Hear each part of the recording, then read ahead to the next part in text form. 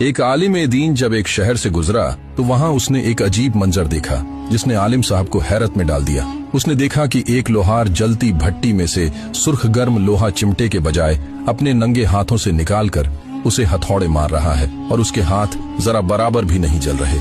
आलिम हैरान होकर उसकी दुकान में गया और पूछने लगा, ऐ खुदा के बंदे, ये कैसा कमाल है, तू कोई जादूगर है या अल्लाह का वली जो तुझे आग जला नहीं रही। लोहार ने एक ठंडी आह भरी और अपने माजी का वो दर्दनाक वाकया सुनाने लगा कि मैं कोई वली नहीं बल्कि एक इंतहाई गुनहगार शख्स था। बरसों पहले मेरे पड़ोस में एक बेहद खूबसूरत, हसीन और पाक दामन बेवा औरत रहती थी जिसके छोटे छोटे यतीम बच्चे थे। मैं उस औरत पर बुरी नजर रखता था, उसे अपने पास आने की दावत देता था, लेकिन वो मुझे हमेशा धुतकार देती थी। फिर एक साल शहर में बहुत ज्यादा कख्त साली पड़ गया, लोग भूख से मरने लगे। एक रात वो औरत मेरे दरवाजे पर आई और रोकर बोली, मेरे बच्चे भूखे हैं, उन्होंने 3 दिन से कुछ नहीं खाया, खुदा के वास्ते मेरी मदद करें, मुझे थोड़ा सा अनाज दे दें ताकि मेरे बच्चों की भूख मिट सके। मुझे उस रात मौका मिल गया। मैंने उसकी मजबूरी का फायदा उठाना चाहा। मैंने कहा, अनाज तुम्हें दे दूंगा, लेकिन मेरी एक शर्त तुम्हें माननी पड़ेगी। वो घबरा कर 2 कदम पीछे हट गई और बोली, क्या शर्त? मैंने अपनी शर्त बताई, तुम्हें आज रात खुद को मेरे हवाले करना पड़ेगा।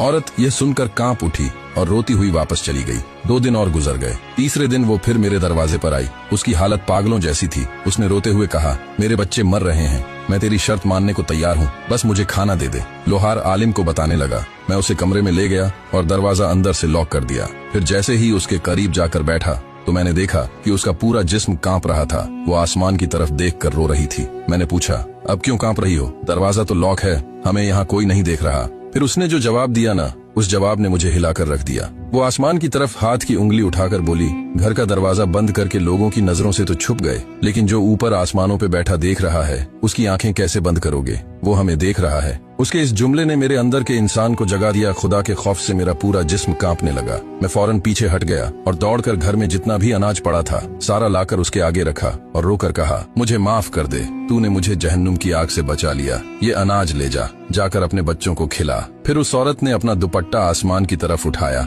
और रोकर दुआ करने लगी, या अल्लाह, जिस तरह इस शख्स ने आज मेरी भूख की आग बुझाई है और मेरी इज्जत को खाक में मिलने से बचाया है, तू आज के बाद इस पर दुनिया और आखिरत की आग को हराम कर दे। लोहार ने मुस्कुराकर आलिम से कहा, ये उस बेवा माँ और एक सच्ची औरत की दुआ का असर है कि उस दिन के बाद दुनिया की कोई आग मेरे जिस्म को नहीं जला पाई। सबक, अल्लाह का खौफ। जब इंसान तन्हाई में गुनाह करने की ताकत रखता हो और सिर्फ अल्लाह के खौफ से उस गुनाह को छोड़ दे तो अल्लाह उसे ऐसा इनाम देता है जो दुनिया की अकल से बाहर होता है। मदद और दुआ। किसी मजबूर की मजबूरी का फायदा उठाने के बजाय अगर उसकी मदद की जाए तो वो दुआ तकदीर बदल देती है।